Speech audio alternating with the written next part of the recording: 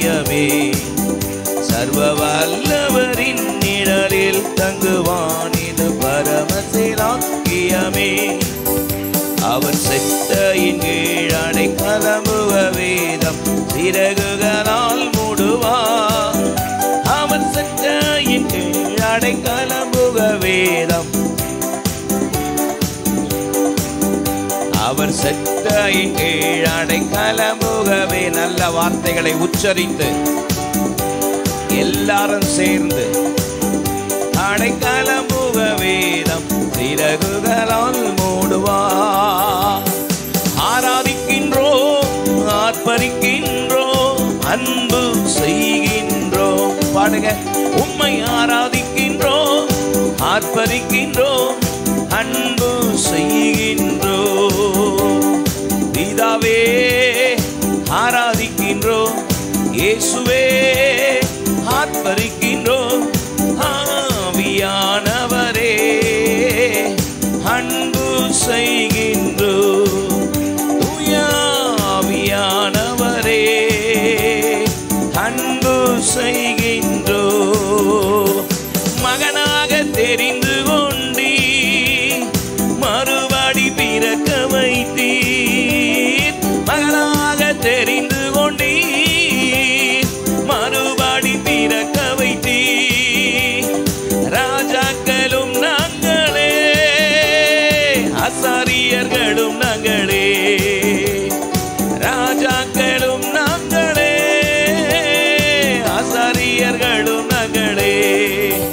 உம்மை ஆராதிக்கின்றோம், ஆர்ப்பரிக்கின்றோம், அன்பு செய்கின்றோம். உம்மை ஆராதிக்கின்றோம், ஆர்ப்பரிக்கின்றோம், அன்பு செய்கின்றோம்.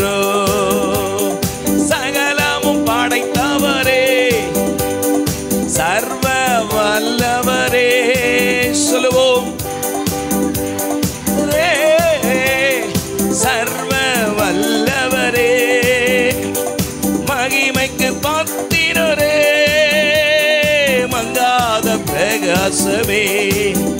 எல்லா மகிமைக்கு பாத்திரரே, மங்காத பிரகாசமே. உம்மை ஆராதிக்கின்றோம், ஆர்ப்பரிக்கின்றோம், அன்பு செய்கின்றோம். உம்மை ஆராதிக்கின்றோம், ஆர்ப்பரிக்கின்றோம், அன்பு செய்கின்றோம். ஸ்தோத்திரமும் கணமும் வல்லமையும் பெலனும், ஸ்தோத்திரமும் கணமும் வல்லமையும் பெலனும், மாட்சிமையும் துதியும் எப்போதும் உண்டாகட்டும். மாட்சிமையும் துதியும் எப்போதும் உண்டாகட்டும். உம்மை ஆராதிக்கின்றோம், ஆர்ப்பரிக்கின்றோம், அன்பு செய்கின்றோம். உம்மை ஆராதிக்கின்றோம், ஆர்ப்பரிக்கின்றோம், அன்பு செய்கின்றோம். பரிசுத்தர் பரிசுத்தரே, நல்ல சேர்ந்து பரலோக ராஜாவே. பரிசுத்தர் பரிசுத்தரே, பரலோக ராஜாவே. எப்போதும் இருப்பவரே, இனிமேலும் வருபவரே. எப்போதும் இருப்பவரே, இனிமேலும் வருபவரே. ஆராதிக்கிறோம், பாடுவோம். ஆராதிக்கின்றோம், ஆர்ப்பரிக்கின்றோம், அன்பு செய்கின்றோம். உம்மை ஆராதிக்கின்றோம், ஆர்ப்பரிக்கின்றோம், அன்பு செய்கின்றோம். பிதாவே பிதாவே ஆராதிக்கின்றோம், இயேசுவே ஆர்ப்பரிக்கின்றோம், ஆவியானவரே அன்பு செய்கின்றோம். தூய ஆவியானவரே அன்பு செய்கின்றோம். ஆராதிக்கிறோம், ஆராதிக்கின்றோம், ஆர்ப்பரிக்கின்றோம், அன்பு செய்கின்றோம். உம்மை ஆராதிக்கின்றோம். எஸ், உம்மை ஒன்று சேர்ந்து எந்தன் கண்மலையானவரே, என்னை காக்கும் தெய்வம் நீரே. எந்தன் கண்மலையானவரே, என்னை காக்கும் தெய்வம் நீரே. வல்லமை மாட்சிமை நிறைந்தவரே, மகிமைக்கு பாத்திரரே. வல்லமை மாட்சிமை நிறைந்தவரே, மகிமைக்கு பாத்திர. நல்ல கரங்களை தட்டி ஆராதனை உமக்கே, ஆராதனை உமக்கே, ஆராதனை உமக்கே, ஆராதனை உமக்கே. ஓ ஆராதனை உமக்கே, உமக்கே மகிமை. Glory. Yes. ஆராதனை உமக்கே. உந்தன் சிறகுகளின் நிழலில் என்றென்றும் மகிழ செய்தி. உந்தன் சிறகுகளின் நிழலில் என்றென்றும் மகிழ செய்தி. தூயவரே, தூயவரே என் துணையாளரே, துதிக்கு பாத்திரரே. தூயவரே என் துணையாளரே, துதிக்கு பாத்திர. நல்ல கரங்களை தட்டி ஆராதனை உமக்கே, ஆராதனை உமக்கே, ஆராதனை உமக்கே. ஓ ஆராதனை உமக்கே. ஆமென். உமக்கே ஆராதனை உமக்கே, ஆராதனை உமக்கே. எந்தன் பலவீன நேரங்களில் உம் கிருபை தந்தீரையா. எந்தன் பலவீன நேரங்களில் எத்தனை உண்மை கிருபை தந்தீரையா. இயேசு ராஜா என் பலனானீர், எதற்கும் பயமில்லையே. இயேசு ராஜா என் பலனானீர், எதற்கும் பயமில்லையே. சொல்லுவோமா ஒருவரை? இயேசு ராஜா என் பலனானீர், எதற்கும் பயமில்லையே. எந்தன் பலவீன நேரங்களில் உம் கிருபை தந்தீரையா. எந்தன் பலவீன நேரங்களில் உம் கிருபை தந்தீரையா. இயேசு ராஜா என் பலனானீர், எதற்கும் பயமில்லையே. இயேசு ராஜா என் பலனானீர், எதற்கும் பயமில்லையே. ஆராதனை உமக்கே. எஸ் மகிமை. ஆராதனை உமக்கே, உமக்கே. ஓ ஆராதனை உமக்கே, உமக்கே, உமக்கே. ஆராதனை உமக்கே. எந்த உயிருள்ள நாட்கள் எல்லாம் உம்மை புகழ்ந்து பாடிடுவேன். எந்த உயிருள்ள நாட்கள் எல்லாம் உம்மை புகழ்ந்து பாடிடுவேன்.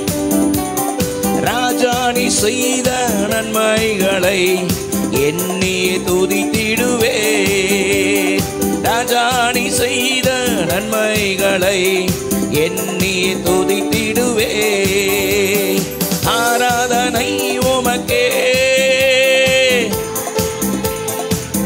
மகிமை. ஆராதனை உமக்கே, உமக்கே. ஓ ஆராதனை உமக்கே, உமக்கே. ஆராதனை உமக்கே, ஆராதனை உமக்கே. ஓ ஆராதனை உமக்கே, மகிமை. ஆமென். உமக்கே glory. உமக்கே ஓ ஆராதனை உமக்கே பாடுவோம். உமக்கே ஆமென்.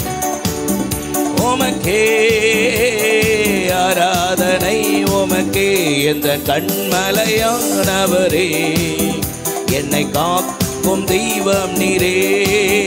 எந்த கண்மலையானவரே, என்னை காக்கும் தெய்வம் நீரே. வல்லமை மாட்சிமை நிறைந்தவரே, மகிமைக்கு பாத்திரரே. வல்லமை மாட்சிமை நிறைந்தவரே, மகிமைக்கு பாத்திரரே. சேர்ந்து பாடுவோம். ஆராதனை உமக்கே. நாங்கள் ஒருமித்து உம்முடைய நாமத்தை உயர்த்துகிறோம். ஓ ஒழிந்திடும் வல்லமை, உன்னதத்தின் வல்லமை, ஆவியின் வல்லமை, அக்கினியின் வல்லமை. ஒழிந்திடும் வல்லமை, உன்னதத்தின் வல்லமை, ஆவியின் வல்லமை, அக்கினியின் வல்லமை. வல்லமை தேவை தேவா, வல்லமை தாரும் தேவா. இன்றே தேவை தேவா, இப்போ தாரும் தேவா. என்றே கேட்கிற யாவருக்கும் கொடுக்கிறவர். மாம்சமான யாவர் மேலும் ஆவியை ஊற்றுவேன் என்றீர். மாம்சமான யாவர் மேலும் ஆவியை ஊற்றுவேன் என்றீர். முப்பர்மாரிவர் யாவரு தீர்க்கதரிசனம் சொல்வாரே. முப்பர்மாரிவர் யாவரும் தீர்க்கதரிசனம் சொல்வாரே. பொழிந்திடும் வல்லமை, உன்னதத்தின் வல்லமை, ஆவியின் வல்லமை, அக்கினியின் வல்லமை. பொழிந்திடும் வல்லமை, உன்னதத்தின் வல்லமை, ஆவியின் வல்லமை, அக்கினியின் வல்லமை. பெந்தேகோஸ்தே நாளை போல பெரிதான முழக்கத்தோடு, ஓ பெந்தேகோஸ்தே நாளை போல பெரிதான முழக்கத்தோடு வல்லமையாக இறங்கி வரங்களினாலே நிரப்பு. இப்போ வல்லமையாக இறங்கி வரங்களினாலே நிரப்பு. இப்போ வல்லமையாக எஸ் பெற்றுக்கொள்ளுங்க. நாளே நிரப்பும் வல்லமையுண்டு உண்டு. அற்புத வல்லமை இயேசுவின் இரத்தத்தால் வல்லமையுண்டு உண்டு. அற்புத வல்லமை இயேசு கிறிஸ்துவின் இரத்தத்தினால் வல்லமை உண்டு உண்டு. அற்புத வல்லமை இயேசுவின் இரத்தத்தால் வல்லமை உண்டு உண்டு. அற்புத வல்லமை இயேசு கிறிஸ்துவின் இரத்தத்தினால், ஆட்டுக்குட்டியின் இரத்தத்தினால். There is power, power, wonder working power in the blood of the Lamb. There is power, power, wonder working power in the precious blood of the Lamb. உண்டு அற்புத வல்லமை இயேசுவின் இரத்தத்தால் வல்லமை உண்டு உண்டு. அற்புத வல்லமை இயேசு கிறிஸ்துவின் இரத்தத்தினால், ஆட்டுக்குட்டியின் இரத்தத்தினால். இயேசு கிறிஸ்துவின் இரத்தத்தினால், ஆட்டுக்குட்டியின் இரத்தத்தினால். நல்ல கரங்களை தட்டி ஆவியில நிரம்பி ஆமென் ஆமென். நல்ல நல்ல நல்ல எல்லாம் விட்டு கொடுத்து mighty God, hallelujah. Mighty God, oh radana maushagadana khabaraba lada raba ladi raba lidara maushagadana khabaraba ladi rama lagadana mama shagadana khabaradana kamo. Hallelujah Jesus. உம்முடைய நாமத்தை உயர்த்துகிறோம். உம்முடைய நாமத்திற்கு மகிமை செலுத்துகிறோம். நீரே நல்லவர், நீரே வல்லவர், நீரே வல்லவர். ரபாபா ஷதனா கபதனா ரலதிரமா. ஹalleluya. நன்றி நன்றி நன்றி. ரெண்டு கரங்களை உயர்த்தி ஹalleluya தேவ சமூகத்திலே அவருக்கு மகிமை செலுத்தலாமா? Thank you Lord. நன்றி இயேசு ராஜா, நன்றி இயேசு ராஜா. சேர்ந்து உமக்கு நன்றி இயேசு ராஜா. நன்றி இயேசு ராஜா ரதனம் ஔஷதனரலதிரபா நன்றி என்று சொல்லுகிறோம் நாதா. உணர்ந்து சொல்லுங்க.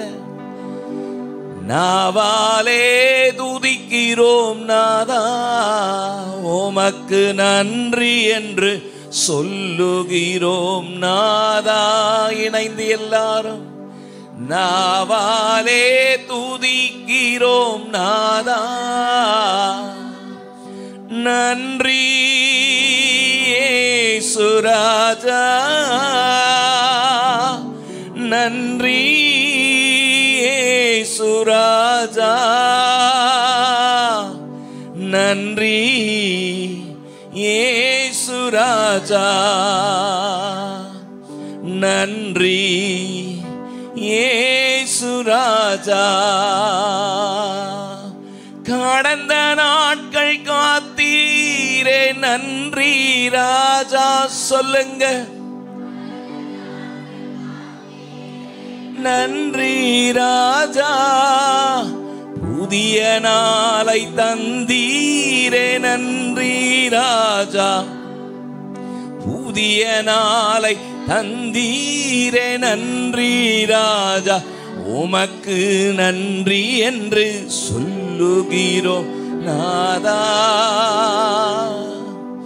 நாவாலே துதிக்கிறோம் நாதா, உமக்கு நன்றி என்று சொல்லுகிறோம் நாதா. ஒன்றிணைந்து எல்லாரும் நாவாலே துதிக்கிறோம் நாதா, நன்றி இயேசு ராஜா, நன்றி இயேசு ராஜா. உமக்கு நன்றி இயேசு ராஜா, நன்றி இயேசு ராஜா. Mighty God. அவர் நம்மிடத்தில் எதிர்பார்ப்பதெல்லாம் ஒன்றே ஒன்றுதான். நன்றி உள்ள இருதயத்தோடு, பரிசுத்த அலங்காரத்தோடு, உள்ளத்திலே தூய மனதோடு அவருடைய நாமத்தை உயர்த்துவதை அல்லாமல் வேறு என்னத்தை அவர் நம்மிடத்தை கேட்கிறார்? ரெண்டு கையை உயர்த்தி எத்தனையோ ஆபத்தில் நம்மளை காத்தாரே, கிருபையாய் நம்மை மீட்டாரே. இன்னைக்கு நம்ம தேவ சன்னிதானத்தில் நிற்கிறோன்னா அது எத்தனை பெரிய கிருபை.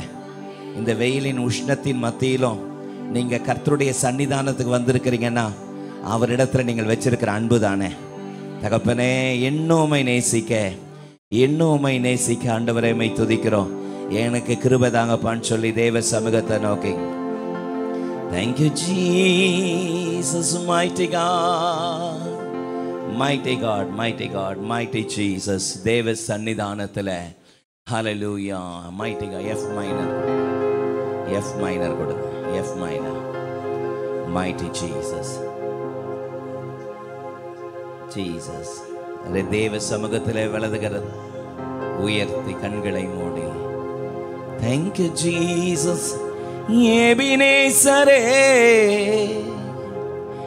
எபினேசரே, இதுவரையில் உதவி நீரே. அவர் இதுவரைக்கும் நமக்கு செய்த கிருபைகளை எல்லாம் நினைத்து நன்றி உள்ள இருதயத்தோடு சொல்வீங்களா? இதுவரையில் உதவி நீரே, இதுவரையில் நடத்தினீரே. உம்மை முழு உள்ளத்தோடு ஆராதிப்பேன். சொல்லுங்க. முழு பலத்தோடு அன்பு கூறுவே. ஆராதனை ஆராதனை ஆராதனை ஆராதனை இசையா, ஆராதனை ஆராதனை ஆராதனை ஆராதனை எல்ரோயி எல்ரோயி என்னை கண்டீரே நன்றி ஐயா. சொல்வீங்களா? எல்ரோயி எல்ரோயி என்னை கண்டீரே நன்றி ஐயா. என்னை கண்டீரே நன்றி ஐயா. உம்மை முழு உள்ளத்தோடு ஆராதிப்பே, முழு பேலத்தோடு அன்பு கூறுவேன். சொல்வீங்களா? ஆராதனை ஆராதனை ஆராதனை ஆராதனை இசையா. ஆராதனை ஆராதனை ஆராதனை ஆராதனை. ஆமென். ஒரு விசை கூட சொல்லுங்க.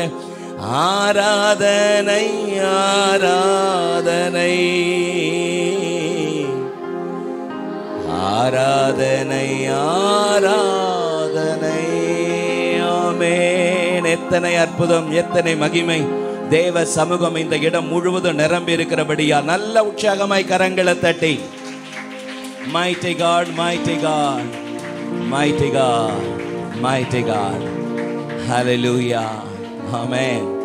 ஆண்டவருடைய வார்த்தை விதமாக சொல்கிறது, என் ஜனங்கள் அழுகையோடும் விண்ணப்பங்களோடும் வருவார்கள், அவர்களை நான் நடத்துவேன். ஹல்லேலூயா. நாம் ஆராதிக்கிற ஜீவனுள்ள தேவன் நம்முடைய கண்ணீரை காண்கிறவர். எத்தனை பேர் விசுவாசிக்கிறீங்க? நம்முடைய கண்ணீரை காண்கிற அற்புதமான தேவன். ஹல்லேலூயா. Mighty God, mighty Jesus, mighty God. தேவ சமூகத்தை நோக்கி பார்த்து கண்ணீரோடே, தேவனே உம்முடைய சன்னிதானத்தில் நான் வருகிறேன், என்னை விடுவிக்கிறவர். Thank you Jesus. Hallelujah. கண்ணீரோடே கர்த்தாவே உந்தன் முகம் தேடுவே, கண்ணீரோடே கர்த்தாவே உந்தன் முகம் தேடுவே, தண்ணீர் தடாகமா மாறும் என் கண்களும் விண்ணப்பம் கேட்டிடுமே, தண்ணீர் தடாகமாய் மாறும் என் கண்களும் விண்ணப்பம் கேட்டிடுமே, நல்லீரவிழந்தெந்தன் உள்ளத்தை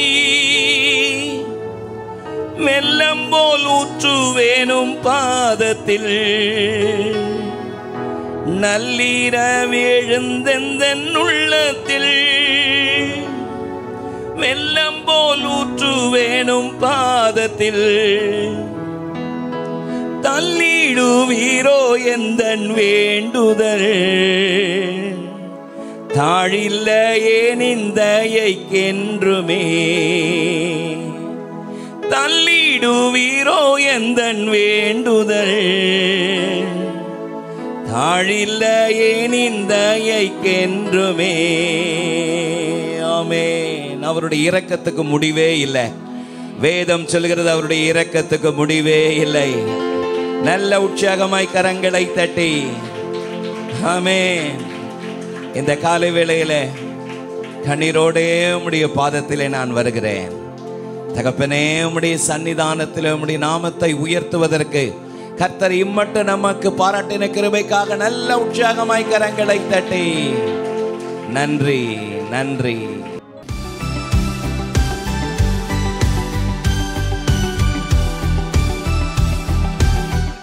இந்த வேளையிலும் கொஞ்ச நேரம் ஏன்னா நல்லா ஆராதிச்சிங்க, நல்லா ஜெபிச்சிங்க, கொஞ்ச நேரம் ஆண்டவருடைய வார்த்தைகளை கேட்போம். ரொம்ப நேரம் இல்லை, கொஞ்ச நேரம்தான். அதற்கு துவக்கமாக ஒரு சில அறிமுகத்தை கொடுத்துட்டு செய்திகளை போகலான்னு பார்க்குறேன். ஆண்டவர் சர்வத்தையும் படைத்து, வானத்தை, பூமியை, சமுத்திரத்தை, சகலவற்றையும் படைத்து சிருஷ்டித்து கடைசியாக மனிதனை உருவாக்கினார். ஆமென். கடைசியாக மனிதனை உருவாக்கி அவனை என்ன சொன்னார்னா, ஆண்டவர் அவனை ஆசீர்வதித்து, நீங்கள் பழுகி பெருகி பூமியை நிரப்புங்கள், மட்டுமல்ல ஆண்டு கொள்ளுங்கள் என்று சொன்னார். ஆமென். பூமியை ஆண்டு கொள்ள வேண்டும் என்பதுதான் தேவனுடைய சித்தம். யார் ஆளணுமா? மனிதன். பூமியை ஆண்டு கொள்ள வேண்டும் என்பது தேவன் மனிதனுக்கு கொடுத்த ஒரு பெரிய பாக்கியம். அது மட்டுமல்ல, ஒரு குடும்பம், அதாவது ஆதாம், ஏவாள், இவர்களை வைப்பதற்கு ஒரு பெரிய தோட்டத்தை உருவாக்கினார். ஆமென். அந்த தோட்டத்துக்கு தண்ணீர் பாய்ச்சவே 4 நதிகள் வந்தது, ஆறுகள். ஹல்லேலூயா. அப்ப நான் பார்த்துக்கிறேங்களேன், அது எவ்வளவு பெரிய தோட்டமா இருக்கும். ஆண்டவர் எதை செய்தாலும் வாழ்க்கையில மகத்துவமாய் பெரிய காரியங்களை செய்ய ஆசைப்படுவாருங்க. ஆமென். ஆகவே நம்முடைய தரிசனங்கள் பெருசாக வேணும். ஹல்லேலூயா. நம்முடைய தரிசனங்கள் எவ்வளவு பெரிதாகுதோ அதன்படி அவர் நம்முடைய வாழ்க்கையில காரியங்களை செய்வார். காரணம், அவர் மகா பெரிய தேவன். அப்படிதான் சொல்லுது, அவர் மகாதேவன் சொல்லுது. ஆமென். அவர் மகா பெரிய தேவன், மகா பெரிய காரியங்களை நம்முடைய வாழ்க்கையில் செய்ய வல்லவராய் இருக்கிறார். அது மட்டுமல்ல, நாம் இந்த பூமியில் ஆண்டு கொள்ள வேண்டும் என்றால் என்ன அர்த்தம்? ஆண்டு கொள்ள வேண்டும் என்றால் நாம் எல்லாம் அரசர்களாக, ராஜாக்களாக இருக்கணும் விரும்புகிறார். ஹல்லேலூயா. எப்படி விரும்புகிறாருங்க? ராஜாக்களாக, ராணிகளாக, ராஜாத்திகளாக இருக்க வேண்டும் என்று அவர் விரும்புகிறார். அழகாக படைத்த ஆண்டவர் அழகாக எல்லாவற்றையும் உருவாக்கி மனிதன் கையில் கொடுத்துட்டு அவனுக்கு ஒரே ஒரு கட்டளை தான் கொடுத்தாரு. என்ன சொன்னாரு? ஒரே ஒரு கட்டளை, ஒரே ஒரு கட்டளை. அது என்ன கட்டளை நம்மளுக்கெல்லாம் தெரியும். இந்த நன்மை தீமை அறிகிற விருட்சத்தின் கனியை புசிக்காத, நீ புசித்த நாளிலே சாகவே சாவாய்ன்னு சொன்னார். ஒரே ஒரு கட்டளை தாங்க. அந்த ஒரு கட்டளையை மனிதன் விழுந்துட்டான். அந்த ஒரு கட்டளையில் முடியல. அதாவது அந்த மனிதனை அந்த ஒரு கட்டளையை கூட, அதற்கு கூட கீழ்ப்படியாமல் போக சாத்தான் கிரியை செய்தான். அப்படிதான் சொல்லணும் இல்லையா? அது ஏவாள் செஞ்சா, ஆதாம் செஞ்சா அப்படின்லாம் இல்லை.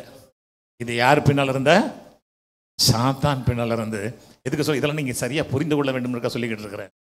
அதாவது நம்முடைய வாழ்க்கையில் நாம் எதை செய்ய நினைத்தாலும் அதற்கு எதிரடையாக ஒரு குரல் வந்து கொண்டே இருக்கும். அதில் ஜாக்கிரதையாக இருக்க வேண்டும் என்பதற்காக தான் இதை நான் சொல்லுகிறேன். ஆகவே சின்ன டெஸ்ட் தான் வச்சார் ஆண்டவர். ஒரு சின்ன டெஸ்ட்.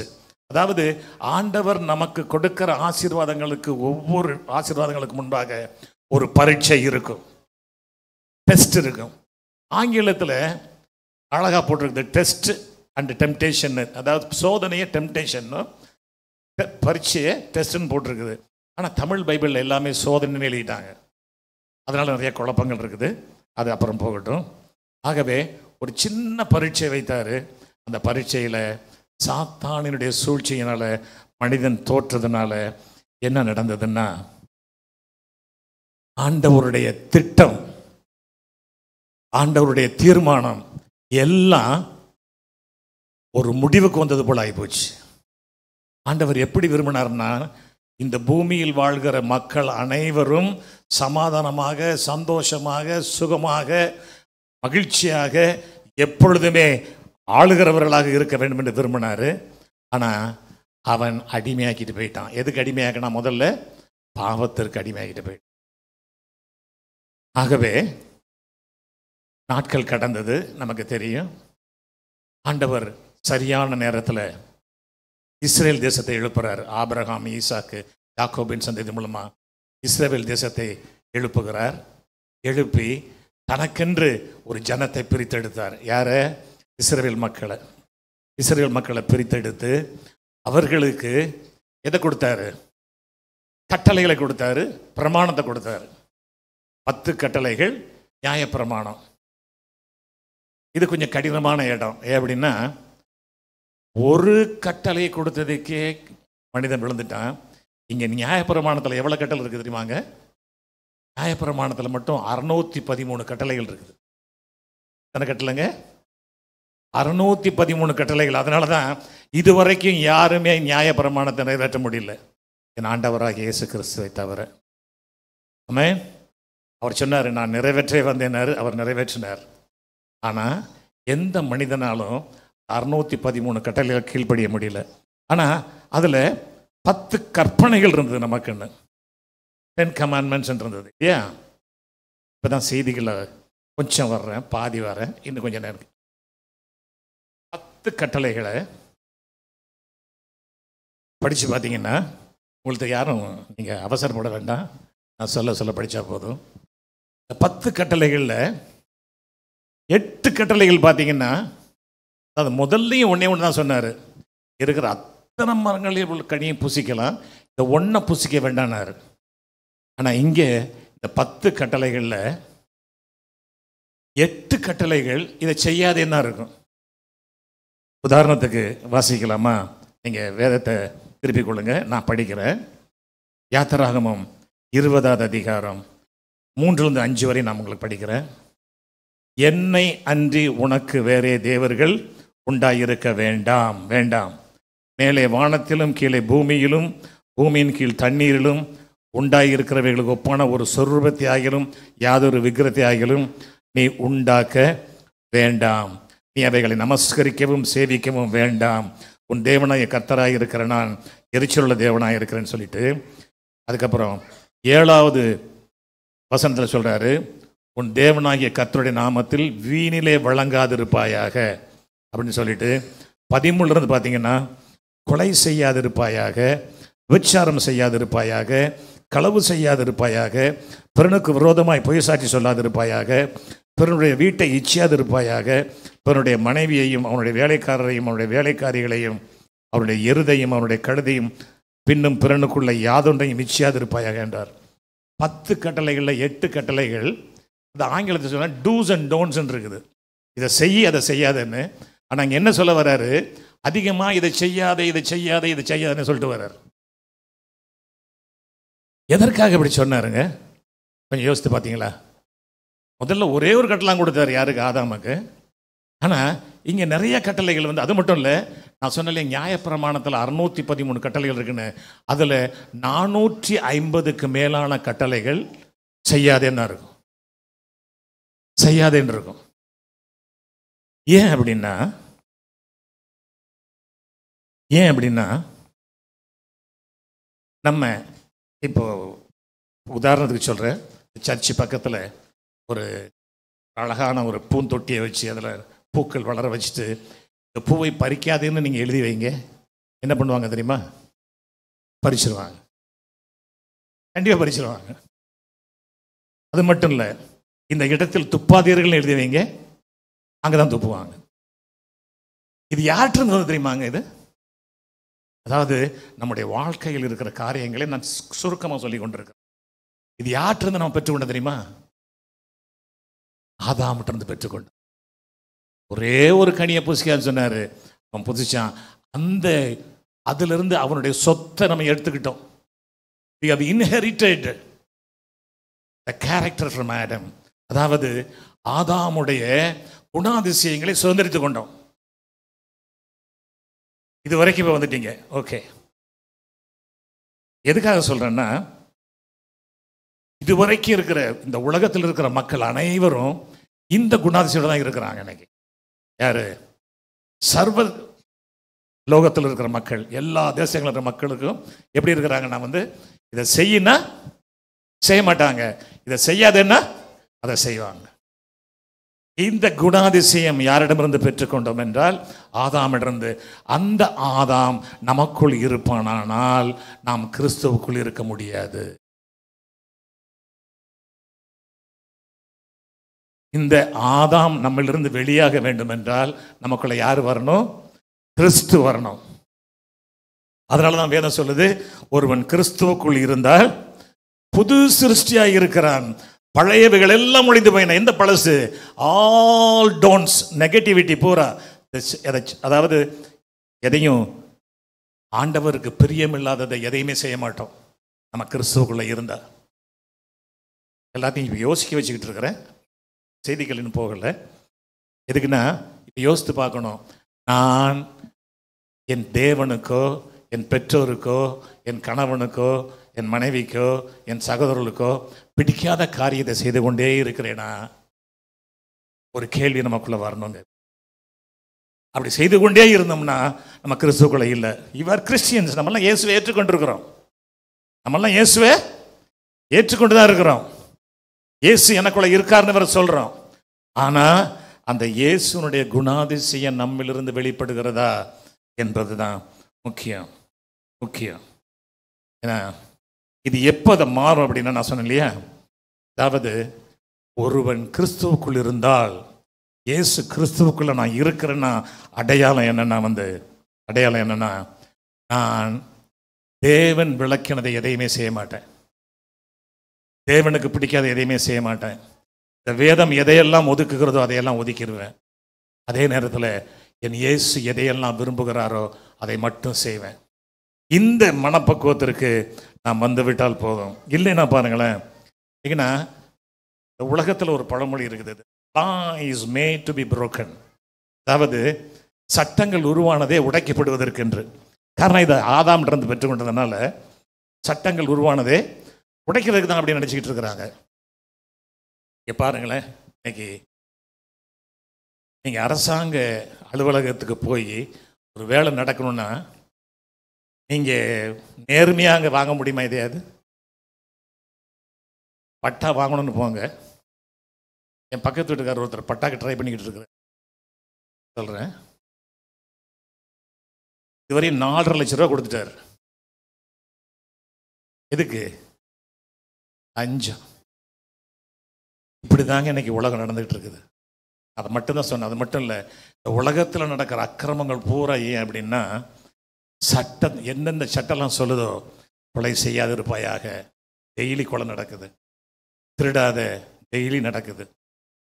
நீங்கள் பாருங்கள், பேப்பரை படிக்க முடியாது, டிவி நியூஸை கேட்க முடியாது, அந்த அளவுக்கு கேடுகட்ட காரியங்கள் நடந்துகிட்டு இருக்குது. காரணம், இன்னைக்கு உலகம் தேவனை அறியாமல் இருக்கிறது.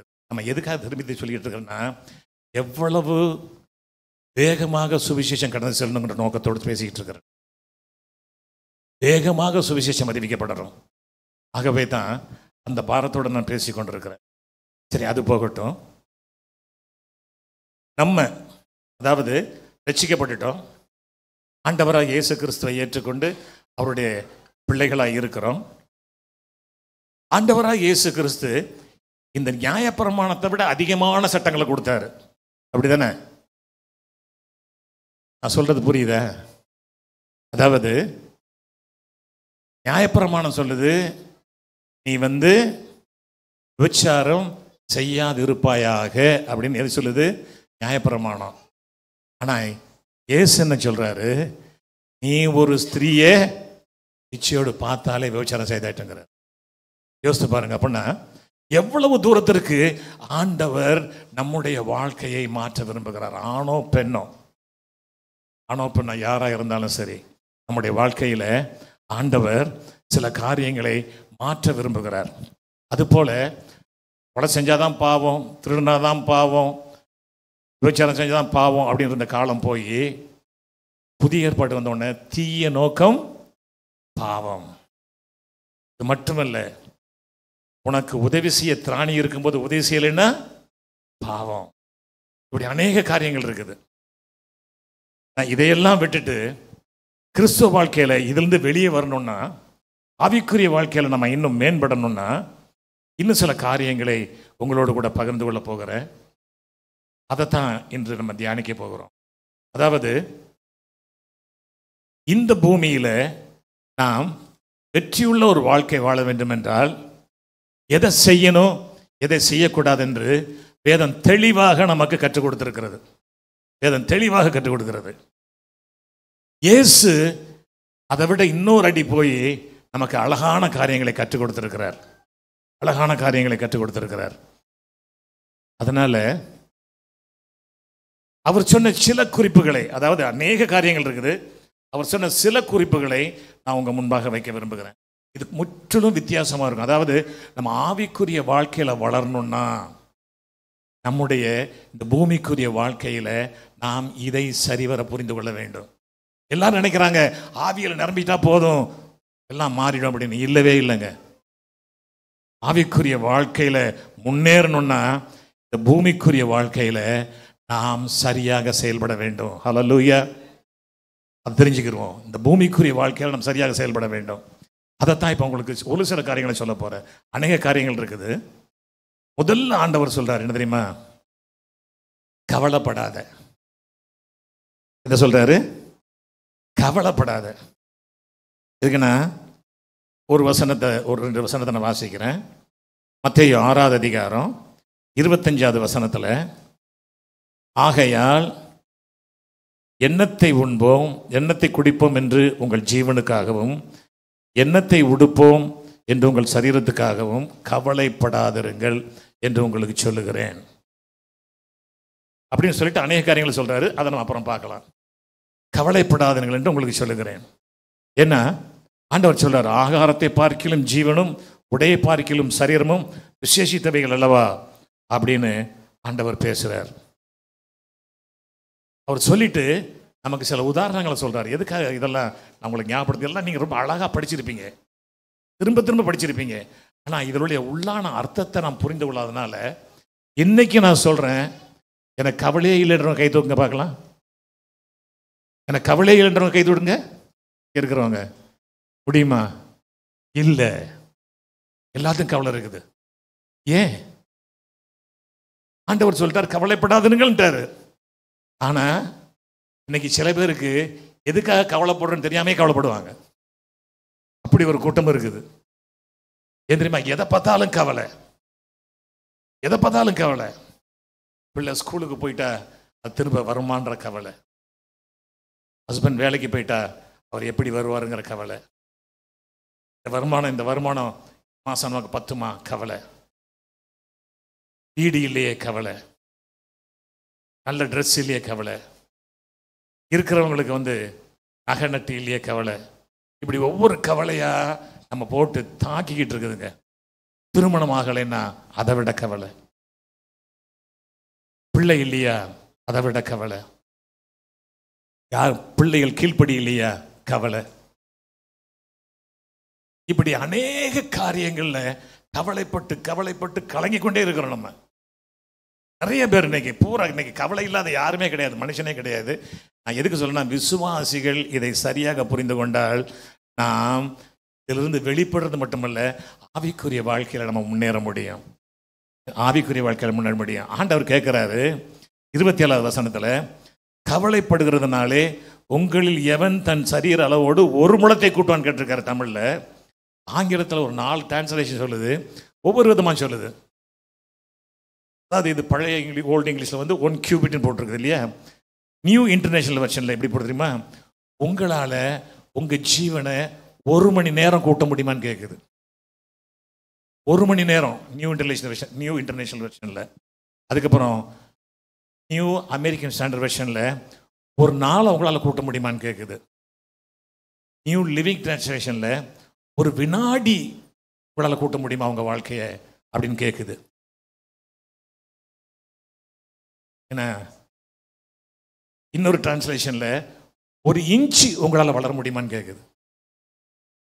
நீங்க கவலைப்படுறதுனால. நானும் கவலைப்பட்டேன் ஒரு காலத்தில். நான் 18 வயசுல விமானப்படையில் சேர்ந்தேன். விமானப்படையில் என்ன எப்படி சேர்த்துட்டாங்க? காரணம் அவங்க 5 அடி 2 அங்குலம் இருந்தால் போதும், 5 அடி 3 அங்குலம் இருந்தால் சேர்த்துட்டாங்க. ஆனால் என்னுடைய நண்பர்கள் பூரா எல்லாம் 6.25 அடி. என் கூட வர்றவங்க பூரா ஒவ்வொரு குரூப்பாக பிரிச்சிருப்பாங்க, பெட்டாலியன் பிரிச்சிருப்பாங்க. அதில் என்னுடைய ஃப்ரெண்ட்ஸு பூரா பார்த்தீங்கன்னா எல்லாம் 6.25 அடி 6 அடி 5.25 அடின்னு. நான் அப்போ ஜெபம் பண்ண, ஆண்டவரே எனக்கு ஒரு 3 இன்ச்சாவது கொஞ்சம் உயரம் கொடுங்கன்னு. 50 வருஷம் 60 வருஷம் ஆகிப்போச்சு. அப்போ கவலைப்பட்டேங்க, சொல்கிறேன். ஏன்னா அப்போ ஒரு இன்ஃபீரியாரிட்டி காம்ப்ளெக்ஸ். அவங்களாம் டாலாக இருப்பாங்க. என் ஃப்ரெண்ட்ஸு ஒரு ஆங்கில இந்தியன் ரூடி பெரியர் நம்ம 6.25 அடி, சிறில் ஆல்வர நம்ம கோவானி 6.25 அடி. அவட 2 பேசிட்டு வாங்க, நடுவில் போவேன், கண்டிக்கவே மாட்டாங்க. அவங்க 2 பேசிட்டு வருவாங்க. என்ன இப்படி கவலைப்பட்டு இருக்கிறேன் நான். எதுக்கு சொல்லனா, பல விதத்தில் நம்ம கவலைப்பட்டுக்கிட்டு இருப்போம். ஒவ்வொரு காலத்தில் ஒரு கவலை. நீங்கள் கேளுங்களேன், இப்போ சில வாலிப பிள்ளைகளை கேளுங்க, படிக்கிற பிள்ளைகளுக்கு சில பாஸ் பண்ணுவோமா, நல்ல மார்க் வாங்குவோமா, கவலை. ரிசல்ட் பார்க்கும்போது நான் ரொம்ப வேதனைப்பட்டேன். இந்த +2 ரிசல்ட் வர்றதுக்கு முந்தின நாள் பக்கத்து ஊரில் ஒரு பொண்ணு வந்து தற்கொலை பண்ணிட்டு ஃபெயில் ஆகிடுவேன்ட்டு நினச்சி தற்கொலை பண்ணிட்டுங்க. கவலையில், பயத்தில் எவ்வளோ வேதனை பாருங்களா. அதனால நான் சொல்கிறேன், கவலைப்படாதீர்கள். கவலைப்பட்டா என்ன நடக்கும் தெரியுமா? நம்ம வந்து கவலைப்பட்டா முதல் காரியம் என்ன நடக்கும் தெரியுமா? கவலைப்பட்டா, கோவப்பட்டா 2 வித்தியாசமான காரியங்கள் நடக்கும். கவலைப்பட்டீங்கன்னா முதல்ல நடக்கிறது, you will lose your peace. உங்கள் சமாதானத்தை இழந்துருவீங்க. உங்களுடைய சமாதானம் உங்களை விட்டு போயிடும். அது மட்டுமல்ல, நீங்கள் ஆழ்ந்த டிப்ரெஷனில் போயிடுவீங்க, மன அழுத்தத்தில் போயிடுவீங்க. கவலை கூட கூட கூட கூட கூட மன அழுத்தம் வந்துடும். மன அழுத்தம் வந்துட்டாலே கெட்ட ஆவி மனுஷன் எங்கே கொண்டு போய் நிப்பாட்டும்? தற்கொலையில் போய் நிப்பாட்டும். Spirit of depression will lead a man to suicide. எதுக்கு சொல்றேன்னா, இதில் நம்ம ஜாக்கிரதையா இருக்கணும்.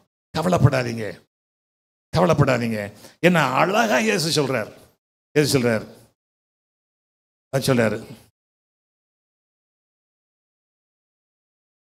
அதாவது அந்த 28வது வசனத்துல, உடைக்காக நீங்கள் கவலைப்படுகிறது என்ன? காட்டு புஷ்பங்கள் எப்படி வளர்ந்து கவனித்து பாருங்கள், அவைகள் உழைக்கிறதும் இல்லை, நூற்கிறதும் இல்லை.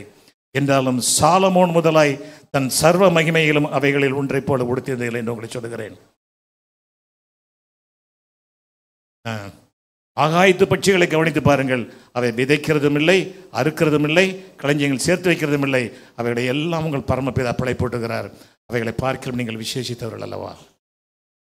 நம்மெல்லாம் ஆண்டவருடைய பார்வைகளை விசேஷித்தவர்கள் நீங்க நினைக்கணுங்க. இந்த ரியலைசேஷன் வந்தாதான் நம்ம வாழ்க்கையில் முன்னேற முடியும். நான் என் ஆண்டவர் பார்வையில் விசேஷித்தவன், நான் என் ஆண்டவர் பார்வையில் விசேஷித்தவள். I am precious in his sight அப்படின்னு நினைச்சாதான். நம்ம என்ன நினைச்சிட்டு இருக்கோம்? இந்த எப்போ பார்த்தாலும் என்ன பண்றோம்? நான் ஒரு பூச்சி, நான் ஒரு புழு, நான் ஒரு தூசி. தயவு செய்து சொல்லாதீங்க. என்ன ஆண்டவருடைய பார்வையில் அவரு சொல்றாரு. இது நான் ஏன் வார்த்தை இல்லைங்க, அவைகளை பார்க்கல நீங்கள் விசேஷித்தவர்கள். இயேசு சொல்றாரு. இயேசுனுடைய வார்த்தையை நான் உங்களுக்கு சொல்லிக்கிட்டு இருக்கிறேன். ஆகவே அவருடைய பார்வையில் விசேஷித்தவர்கள் என்ற நம்பிக்கை வந்துட்டா போதும், கவலை போயிடும். என்னுடைய 55வது வயதில் வந்து நான் அதுக்கு ஏர்ஃபோர்ஸை விட்டுட்டு இந்தியன் விமானப்படை விட்டுட்டு இந்தியன் ஏர்லைன்ஸில் சேர்ந்தேன். 15 வருஷம். இந்தியன் ஏர்லைன்ஸில் நிறைய கடன் கொடுப்பாங்க, எங்களுக்கு கடன் கொடுப்பாங்க. எப்படின்னா, வீடு கட்டுறதுக்கு கடன், கார் வாங்குறது கடன், வெஹிக்கிள்ஸ் வாங்குற கடன், இதனால் பிள்ளைகள் படிப்பு கடன் எல்லாம் கொடுப்பாங்க. நான் மட்டும் கடனே வாங்க மாட்டேன், எனக்கு கடன் வாங்குறதே பிடிக்காது.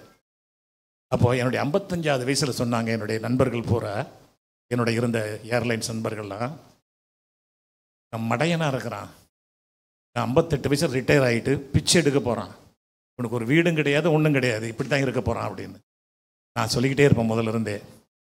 நீங்கள்லாம் கடன் வாங்கி கஷ்டப்பட்டுக்கிட்டே இருக்கிறீங்க. நான் கடனே வாங்க மாட்டேன், அதை பற்றி கவலைப்பட மாட்டேன். ஆண்டவர் பார்த்துக்குவார், நான் சேவிக்கிறவர் பார்த்துக்குவார்னு. கரெக்டாங்க.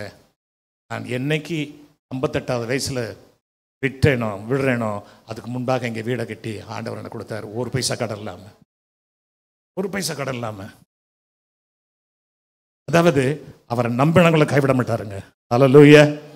எதுக்காக சொல்கிறேன்? சாட்சியாக சொல்கிறேன், பெருமைக்கு இல்லை, உங்களெல்லாம் திடப்படுத்துறதுக்காக சொல்கிறேன். கவலைப்படாதீங்க, கடன் வாங்கணும்னு நினைக்காதீங்க. ஆண்டவர் அற்புதங்களை செய்ய வல்லவராக இருக்கிறார். அதனால தான் வேதம் சொல்லுது, நீங்கள் ஒன்றுக்கும் கவலைப்படாமல். ஆமென். எப்படி இருக்கணுமா?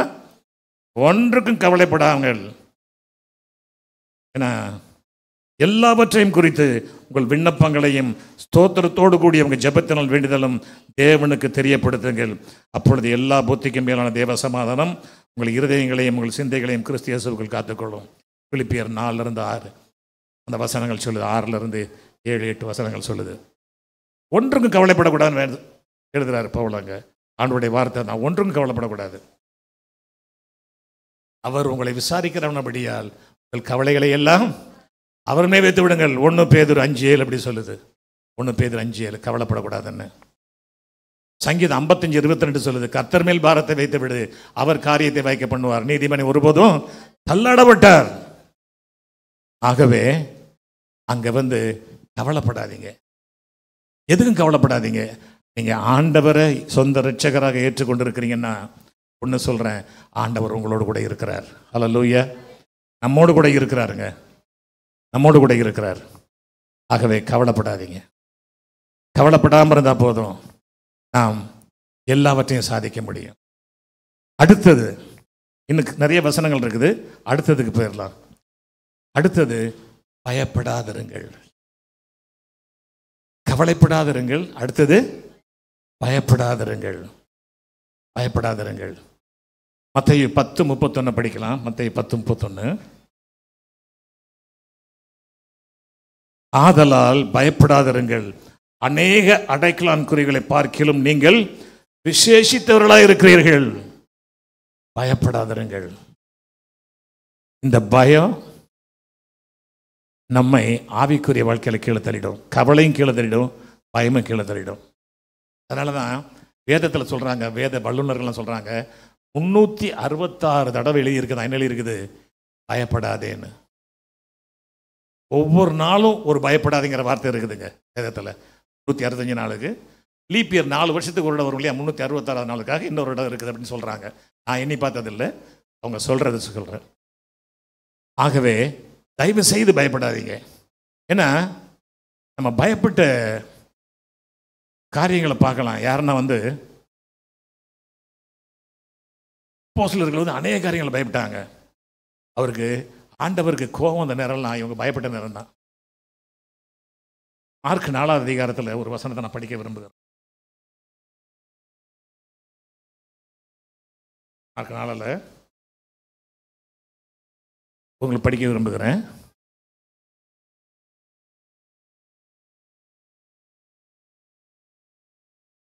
அதாவது 4ஆம் அதிகாரத்தில் மார்க்கில் 38ஆவது வசனத்தில் இப்படி எழுதப்பட்டிருக்குது, கப்பலின் பின்னணியத்தில் அவர் தலைமையை வைத்து நித்திரையாக இருந்தார் இயேசு.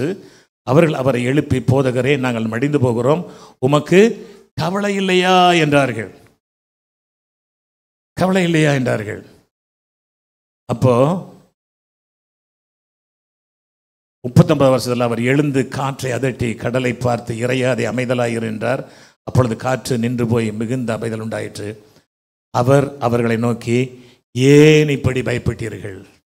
ஒரே ஒரு வார்த்தை கேட்கிறார், ஏன் இப்படி பயப்பட்டீர்கள்? அதாவது நம்ம இப்போ யோசிக்கலாம், இயேசு அங்கே படகுல கூட இருந்தார், அவங்க பயப்பட்டது தப்பு, ஆனால் நம்ம இப்போ பயப்படலாம்ல அப்படின்னு நினைக்கலாம். ஒரு ஃபிசிக்கலாக இருந்தாருங்க, இப்போ நம்ம ஆவியாய் நம்ம கூட இருக்கிறாருங்க. அவங்க பக்கத்தில் இருந்தார், இப்போ நமக்குள்ளே இருக்கிறாருங்க. ஆகவே நம்ம பயப்படலாமா? நமக்குள்ளே இருக்கிறார் ஆண்டவர். எனக்குள்ள ஆண்டவர் இயேசு இருக்கிறார் என்ற நம்பிக்கை நான் பயம் போயிடுங்க. ஆகவே தயவு செய்து எதுக்கும் பயப்படாதீங்க, எதுக்கும் பயப்படாதீங்க. காரணம், பயத்தினால நடக்கிறது பூரா என்ன தெரியுமா? பயம் வந்துருச்சுன்னா நம்முடைய சமாதானம் போயிடும், விசுவாசம் போயிடும். கேட்கிறார் ஆண்டவர், கேட்கிறார் பாருங்க. 40ஆம் வசனத்தில் அவர் அவர்களை நோக்கி, ஏன் பயப்பட்டீர்கள்? ஏன் உங்களுக்கு விசுவாசம் இல்லாமல் போயிற்று? இல்லாமல் போயிற்று. ஆகவே தயவு செய்து கவலைப்படாதிருங்கள், பயப்படாதிருங்கள். அதே மாதிரி தான் மார்க் 5க்கு வந்தீங்கன்னா, அங்கே ஜெபாலய தலைவன் எவ்வூர் ஆண்டவர்கிட்ட கேட்குறாப்புல, ஆண்டவரே, என் மக வியாதியாக இருக்கிறா, அந்த சுகப்படுத்துங்கன்னு. அவர் போகிறதுக்கு முன்னால் ஒரு சம்பவம் நடக்குது, அது நமக்கு தெரியும். ஒரு பெரும்பாலான ஸ்திரீ சுகமாகறாங்க, கொஞ்சம் டிலே ஆகிடுது. அதுக்கெல்லாம் ஒருத்தவங்க சொல்கிறான், உன் மக இறந்துட்டா, அவர் ஆண்டவரை நீங்கள் தொந்தரவுப்படுத்தாது அப்படிங்கிறாரு. அப்போ அந்த வார்த்தையை கேட்ட உடனே இயேசு சொன்ன தெரியுமா? ஜெபால தலைவனை நோக்கி, பயப்படாதே, விசுவாசம் உள்ளவனாயிரு. ஆண்டவர் சொன்ன என்ன வார்த்தை? பயப்படாதே, விசுவாசம் உள்ளவனாயிரு. பயமும் சந்தேகமும் தான். பேதுரு அதே மாதிரி தான் கடல் நடந்துட்டு போயிட்டாரு. ஆனால் திடீர்னு அவருக்கு பார்த்து புயலை பார்த்து சந்தேகம் வந்துச்சு கடல் நடக்கும்போது பாதி வழியில். அப்போ கேட்குறாரு, ஏன்டா சந்தேகப்பட்டேன்னு கேட்குறாரு. சந்தேகமும் பயமும் இருக்குது, இது விசுவாசத்துக்கு எதிரி. விசுவாசத்துக்கு எதிரி அவிசுவாசம் நினைச்சிட்டு இருக்கோம். இல்லை, விசுவாசத்தை தடுக்கிறது என்னதுங்க? பயமும் சந்தேகமும். ஆண்டவர் மேலே உள்ள நம்பிக்கை குறைஞ்சா நம்ம எங்கே போய் நிற்க முடியும்? யோசித்து பாருங்க. ஆண்டவர் மேலே உள்ள நம்பிக்கை நம்ம குறையலாமா? அவர் மேலே உள்ள விசுவாசம் குறையலாமா? ஆகவே நம்முடைய விசுவாசம் அவர் மேலேயே தான் இருக்கணும். அதனால தான் ஏசாயா சொல்றாரு, பயப்படாதே, நான் உன்னோடு கூட இருக்கிறேன். திகையாதே, நான் உன் தேவன், உன்னை பலப்படுத்தி உனக்கு சகாயம் பண்ணுவேன். நீதியின் வலதுகரத்தினால் உன்னை தாங்குவேன். பயப்படாதே சிறுமந்தையே, நான் உனக்கு துணை நிற்கிறேன். லூக்கால அதே சொல்றாரு. லூக்கால கூட பாருங்க, லூக்கா 12:32 இயேசு சொல்றாரு, பயப்படாதே சிறுமந்தையே அப்படின்னு. ஆகவே நமக்கு இந்த பயத்தெல்லாம் எடுத்து போட்டுருணுங்க. பயத்தெல்லாம் எடுத்து போட்டுடணும். பயத்தெல்லாம் எடுத்து போட்டுட்டு இந்த பூமியில் பயம் இல்லாமல் வாழ பாருங்க. எதுக்கு சொல்லனா, பயம் இல்லைன்னா ஆவியில் ஒரு சந்தோஷம் வந்துடும். கவலை இல்லைன்னா ஆவியில் ஒரு சந்தோஷம் வந்துடும். நீங்கள் பரிசுத்த ஆவியானவருடைய அபிஷேகத்தையோ பரிசுத்த ஆவியானவர் இயேசுவையோ நமக்குள் இருக்கிறத அனுபவிக்காமல் இருக்கிறது காரணம் நம்முடைய பயம், நம்முடைய கவலை. ரெண்டு இருக்கும்போது அவருடைய சமூகத்தை உணர முடியாதுங்க. ஏதோ சர்ச்சில் ஒரு அரை மணி நேரம் படம் கை தட்டிட்டு உணர்ச்சிப்பட்டு போகிறது அனுபவமே கிடையாது. 24 மணி நேரம் அவர் என்னோடு கூட இருக்கிறார் என்கிற உணர்வு தான் முக்கியம். அதனால தான் சொன்னார், ஒரு சரீர பலவீனமே, அதாவது சரீர பலமே இல்லாத பவுல் சொல்கிறாரு, என்னை பலப்படுத்துகிற கிறிஸ்துவினால் எல்லாவற்றையும் செய்ய முடியும் அப்படின்னார். ஆகவே தயவு செய்து பயப்படாதீங்க, பயப்படாதீங்க. ஏன்னா இந்த பயத்தினால நம்ம எதையுமே சாதிக்க முடியாது. மத்தேயு 10:31 படிக்கிறவங்களுக்கு 10:31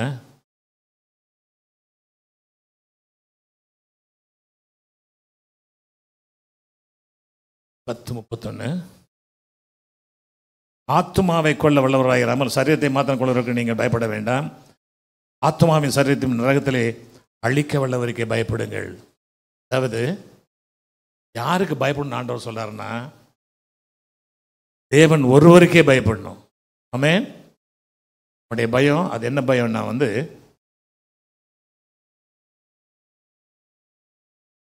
நம்மளுடைய பயம் என்ன பயம்னா இந்த உலகத்தில் எனிமி நம்மளை கொலை பண்ணிடுவான்ட்டு கவலைப்படாதீங்க. எவனும் பண்ண முடியாது. ஏன்னா ஆண்டவர் இந்த பூமியில் உங்களுக்கு கொடுத்திருக்கிற ஆயுசு முடிகிற வரைக்கும் அவர் பாதுகாப்பார். ஆமென். இதை நம்ம யோசிக்கிறதே இல்லைங்க. எந்த மனிதனும் நம்முடைய ஜீவனை எடுத்துக்கிற முடியாதுங்க, எடுக்க முடியாது. அநேக ஊழியக்காரருடைய சாட்சியை நான் கேட்டிருக்கிறேன். அற்புதமாக இருக்கும். 100-150 பேர் கையில் அருவாளோடைய கத்தியோடைய வந்துடுவாங்க, கம்போடு எல்லாத்தையும் ஒரு ஊழியக்காரனை வெட்டுறதுக்கு படவே முடியாது. அங்கே அக்கினியாக நிற்பாராங்க ஆண்டவர். அல்லேலூயா, அல்லேலூயா. எதுக்கு சொல்றேன்னா, அப்படி நிறைய பாதுகாத்திருக்கார் நம்முடைய மிஷினரிகளை, நம்முடைய ஊழியக்காரர்களை நிறைய பாதுகாத்திருக்கிறார். வெள்ளூரில் இருந்த போதகரனுடைய சாட்சி நிறைய கேட்டிருக்கிறேன். எஸ் சுந்தரராஜ் அவர் இறந்துட்டார். அவரை வெட்டுறதுக்கு ஆர்எஸ்எஸ்காரங்க வந்துட்டாங்க. ஒரு 20-30 பேர், 40 பேர் வந்தாங்களாம். அவர்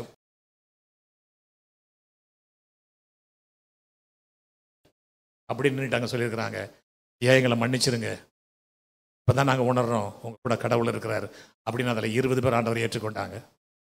எதுக்கு சொல்கிறேன்னா, நம்ம பயப்பட்டோம்னா ஆண்டவருடைய நாம மகிமை அடையாது.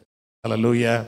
ஆகவே நாம் அவருக்கு பயப்படுவோம். அதனால் 10:30 பாருங்க, அதில் பயப்படாதிருங்கள், அநேக அடைக்கலான்குரிய பாய்க்கில் நீங்கள் விசேஷித்தவர்களாக இருக்கிறீர்கள். ஆகவே நாம் பயப்படக்கூடாது என்பதில் கொஞ்சம் கவனமாக இருப்போம். அடுத்தது மிக முக்கியமானது, இதுதான் மிக முக்கியமானது. நம்பிக்கை இழக்காதிருங்க, கவலைப்படாதிருங்க, பயப்படாதிருங்க, நம்பிக்கை இழக்காம இருங்க. நான் வேதத்தில் படி சொல்லிக்கிட்டு இருக்கிறோம். மற்ற போதர்களை போல இல்லாமல் உங்களோட நான் பேசிக்கிட்டு இருக்கேன், டயலாக் மாதிரி பேசிக்கிட்டு. நம்பிக்கை இழக்காம இருங்க. அதாவது ஆபிரகாம்கிட்ட ஆண்டவர் சொல்லிட்டார், அவனை கூப்பிட்டு சொல்லிட்டாரு, நீ வா, அவனை பெரிய ஜாதியாக்கும் அப்படின்னு சொல்லிட்டார். உடனே நடந்ததாங்க? இல்லை, உடனே நடக்கலை. எத்தனை வருஷம் ஆச்சு? 25 வருஷம் ஆச்சு. அவருக்கு ஒரு மகன் பிறக்க எவ்வளோ ஆச்சு? 25 வருஷம் ஆச்சு. ஆனால் வேதம் என்ன சொல்லுதுன்னா அவரை பற்றி, ரோமர் 4:18 ரோமரில், உன் சந்ததி இவ்வளவா இருக்கும் என்று சொல்லப்பட்டபடியே தான் அநேக ஜாதிகளுக்கு தகப்பனாவதை நம்புவதற்கு ஏது இல்லாதிருந்தும் அதை நம்பிக்கையோடைய விசுவாசித்தான். ஹல்லேலூயா! அதை நம்பிக்கையோட விசுவாசித்தான். சொல்லிட்டாரு, ஆண்டவர் சொல்லிட்டாரு. ஆபிரகாமுக்கு தெரிஞ்சதெல்லாம் ஒண்ணே ஒண்ணுதான். ஆண்டவர் சொல்லிட்டாரு, அது அப்படியே நடக்கும். ஹல்லேலூயா! ஆண்டவர் சொல்லிட்டாரு, எனக்கு வயதாகலாம், என் மனைவிக்கு வயதாகலாம், அதை பற்றி கவலை இல்லை. ஆண்டவர் சொன்னா அது நடக்கும். அது மட்டுமல்ல, ரோமர் 5:5 சொல்லுது, மேலும் நமக்கு அருளப்பட்ட பரிசுத்த ஆவியினாலே தேவ அன்பு நம்முடைய இருதயங்களில் ஊற்றப்பட்டிருக்கிறபடியால் அந்த நம்பிக்கை நம்மை வெட்கப்படுத்தாது. தேவ ஆவியானவர் நம்ம கூட இருக்கிறாருங்க. தேவ அன்பு நம்ம கூட இருக்குதுங்க. இயேசு நம்ம கூட இருக்கிறாருங்க. வேற என்ன வேணும் நமக்கு? எப்படி நம்பிக்கை இழக்க முடியும்?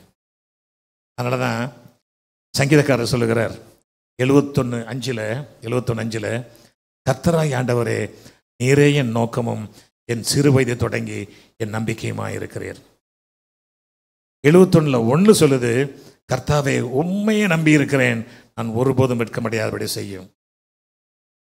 சங்கீதம் 39:7 சொல்லுது, இப்போதும் ஆண்டவரே, நான் எதற்கு எதிர்பார்க்கிறேன், நீரே என் நம்பிக்கை. இதை விட மேலா போய் அழகா சொல்றாரு யாரு? தீமோத்தேயு. 1 தீமோத்தேயு 1:1 நம்முடைய இரட்சகராக இருக்கிற தேவனும் நம்முடைய நம்பிக்கையாக இருக்கிற கர்த்தராகிய இயேசு கிறிஸ்துவும் கட்டளையிட்டபடியே.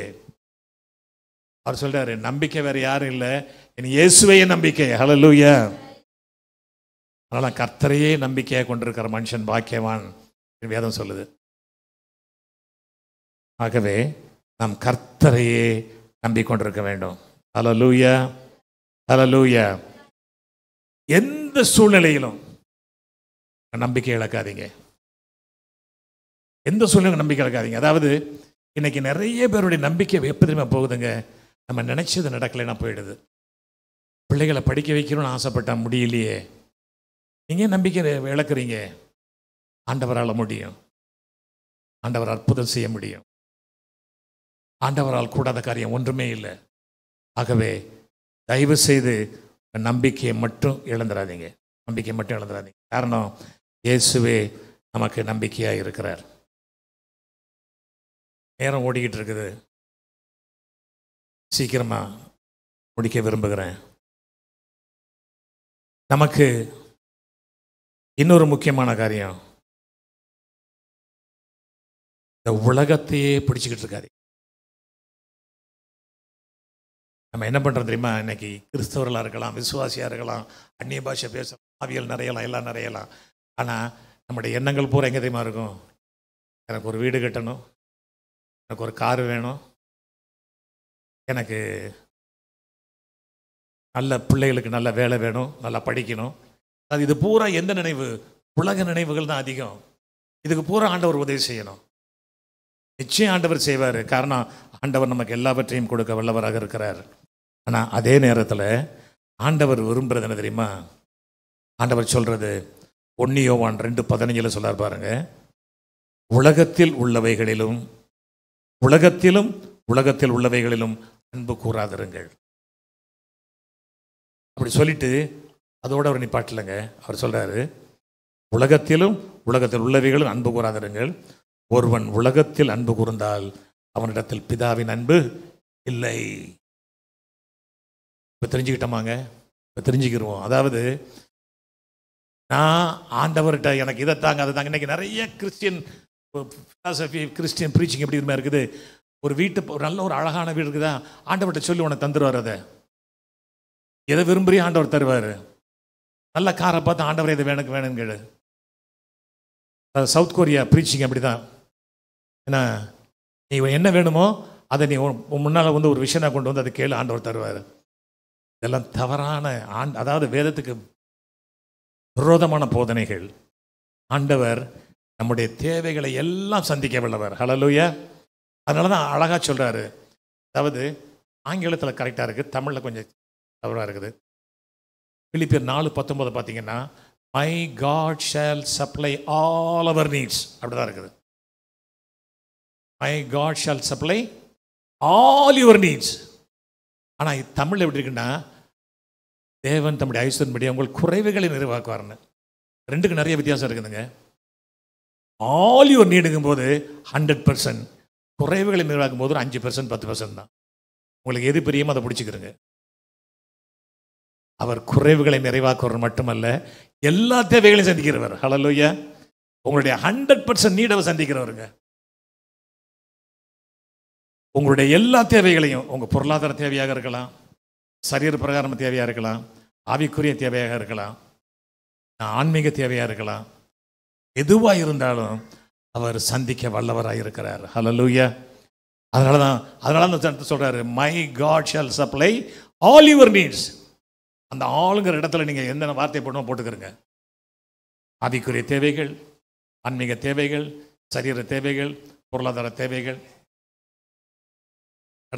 கடந்த ஞாயிற்றுக்கிழமை என்னால் சர்ச்சைக்கு வர முடியல, சரீர பலவீனம். டாக்டர்கிட்ட போகணும், டாக்டர்கிட்ட போகலைண்ணா, போராட்டம் எனக்கு இல்லை. நான் சொல்லிட்டேன், ஆண்டவரே ஜீவனை கொடுத்தா நான் இருக்கிறேன், நான் மருத்துவர்கிட்ட போக மாட்டேன், அவ்வளோதான்.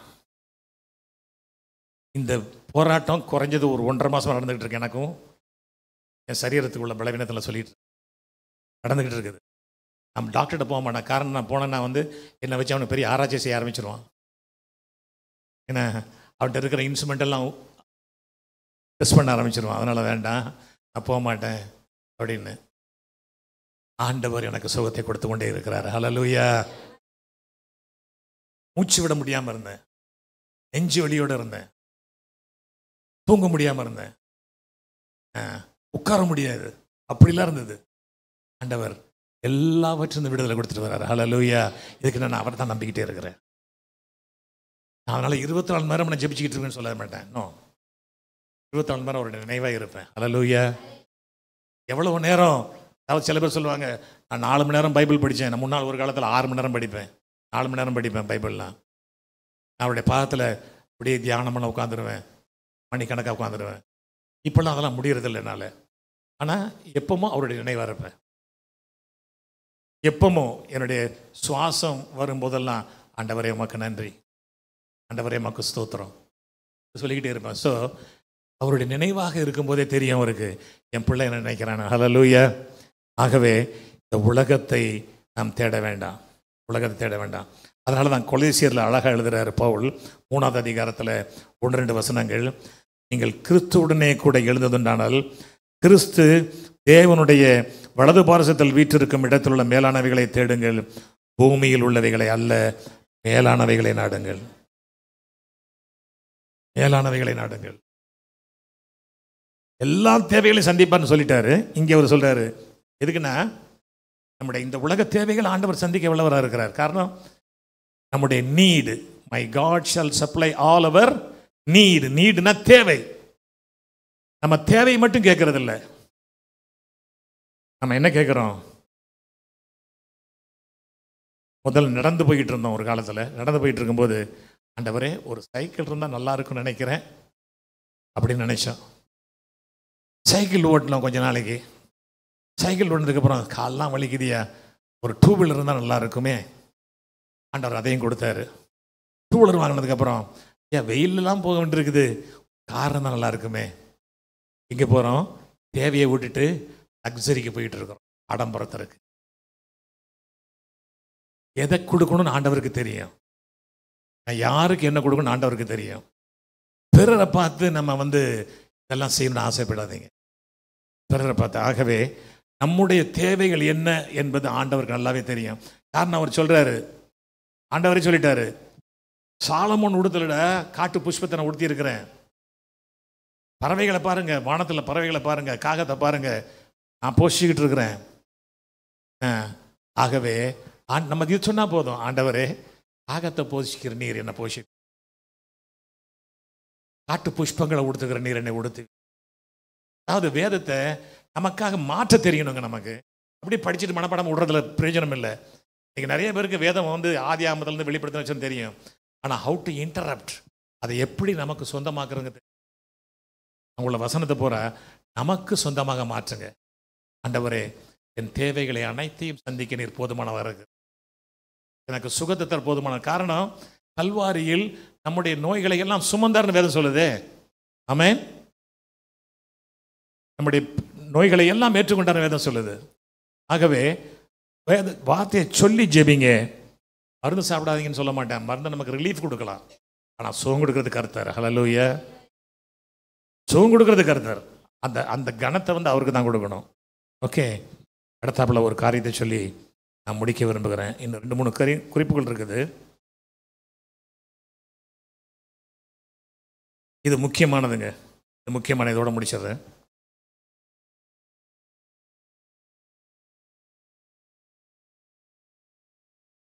பழிக்கு பழி வாங்காதீங்க. To not avenge. அதாவது பழிக்கு பழி வாங்கிறது, இந்த குணம் யாருடைய குணம்? நான் வந்து சாத்தானுடைய குணம். நமக்கு யாராவது ஒருத்தர் தீமை செஞ்சிட்டா நமக்கு எவ்வளோ கோவம் வருதுங்க. எவ்வளோ கோவம் வருது பாருங்களேன். தொலைச்சிடணும் அந்த ராஸ்கலை, அப்படி தான் நினைக்கிறோம் இல்லை? தொலைச்சிடணும் அவனை, கூடாது.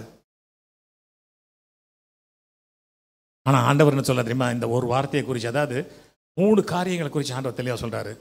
மகிமை எனக்குரியது, பழிவாங்குதல் எனக்குரியது, ஆராதனை எனக்குரியது. 3 யாருமே தொடர்றதுக்கு அதிகாரம் கிடையாதுங்க. பழி வாங்குவதல் என்ன சொல்றாரு பாருங்களேன். Revenge is mine. லேவியராகமம் 19:18 படிக்கிறேன். 19:18. பழிக்கு பழி வாங்காமலும் உன் ஜனபுத்திரன் மேல் பொறாமை கொள்ளாமலும் உன்னில் நீ அன்பு கூறுவது போல பிறனில் அன்பு கூறுவையாக நானே கர்த்தர். எங்க சொல்றாருன்னா அதை ரோமர் 12:19 படிக்கிறேன். பழி வாங்குதல் எனக்குரியது சொல்றாரு. பழி வாங்குதல் எனக்குரியது, பழி வாங்குதல் எனக்குரியது. அதே மாதிரி உபாகமம் 32:37 சொல்றாரு. பழி வாங்குவதும் பதிலளிப்பதும் எனக்குரியது. தயவு செய்து இந்த வசனங்கள்லாம் நம்மள்கிட்ட நிலைச்சு இருக்கட்டும். பழி வாங்குவதும் பதிலளிப்பதும் எனக்குரியது. ஆகவே இன்னைக்கு நிறைய பேர் யாராவது நமக்கு ஒரு துன்பம் கொடுத்துட்டாங்கன்னா, ஒரு துன்பம் கொடுக்கணும்னு நினைக்கிறேன் பாருங்க, அது பெரிய தப்பு. அதிலேருந்து வெளியே வந்துடுங்க. அதிலேருந்து வெளியே வந்துட்டா நாம் வந்து ஒரு அற்புதமான வாழ்க்கை வாழ முடியும். நான் இப்போ முடிச்சேன். இன்னொரு குறிப்பு இருக்குது, அதை நான் இப்போ சொல்ல விரும்பலை, லேட் ஆகிடும். சரி, நேரத்துக்கு அனுப்ப விரும்புகிறேன். ஆகவே திரும்ப அப்படியே நான் உங்களை சொல்லி முடிச்சிடுறேன். கவலைப்படாதிருங்கள், பயப்படாதிருங்கள், நம்பிக்கை இழக்காதிருங்கள், உலகத்தை பற்றி கொள்ளாதிருங்கள், பழி வாங்காதிருங்கள். இப்படி எழுந்து நிற்போமா? கண்களை மூடி ஜெபிப்போம். எங்களை நேசிக்கிற நல்ல பிதாவே, உம்மை நன்றி நிறைந்த இருதயத்தோடு ஸ்தோத்தரிக்கிறோம், துதிக்கிறோம். அப்பா, இந்த நாளிலும் ஆண்டவராக இயேசு கிறிஸ்து இந்த பூமியில் வாழ்ந்த நாட்களில் நாங்கள் எதை செய்ய வேண்டும், எதை செய்யக்கூடாது என்பதை குறித்து அநேக காரியங்கள் இங்கே போதிச்சிருக்கிறீங்க. ஆனால் நாங்கள் இப்பொழுது தகப்பனே, கேட்ட வார்த்தையின்படி இந்த துன்பம் நிறைந்த இந்த உலகத்தில், இந்த துயரம் நிறைந்த இந்த உலகத்தில், இந்த சோதனை நிறைந்த இந்த உலகத்தில் ஒன்று மட்டும்தாமா எங்களுக்கு நிச்சயம், நீங்கள் எங்களோடு கூட இருக்கிறீங்க. நான் உன்னை விட்டு விலகுவதும் இல்லை, உன்னை கைவிடுவதும் இல்லை என்று சொன்னவர் நீங்கள் எங்களோடு கூட இருக்கிறீங்க. ஆகவே உம்முடைய வார்த்தைக்கு எங்களை நாங்கள் அர்ப்பணிக்கிறோம். நம் தகப்பனே, நாங்கள் இன்று முதல் நாங்கள் எதை குறித்தும் கவலைப்படாமல் இருக்க, நாங்கள் இன்று முதல் எதை குறித்தும் பயப்படாமல் இருக்க, நாங்கள் இன்று முதல் நம்பிக்கை இழக்காமல் இருக்க, இன்று முதல் இந்த உலகத்தை பற்றி கொள்ளாமல் இருக்க, இன்று முதல் பழி வாங்காமல் இருக்க எங்களை நாங்கள் ஒப்பு கொடுக்குறோம். அப்பா, ஒப்பு கொடுக்குறவங்க உணர்ந்து சொல்லுங்க, ஆண்டவரே உண்மை ஒப்பு கொடுக்குறோம்.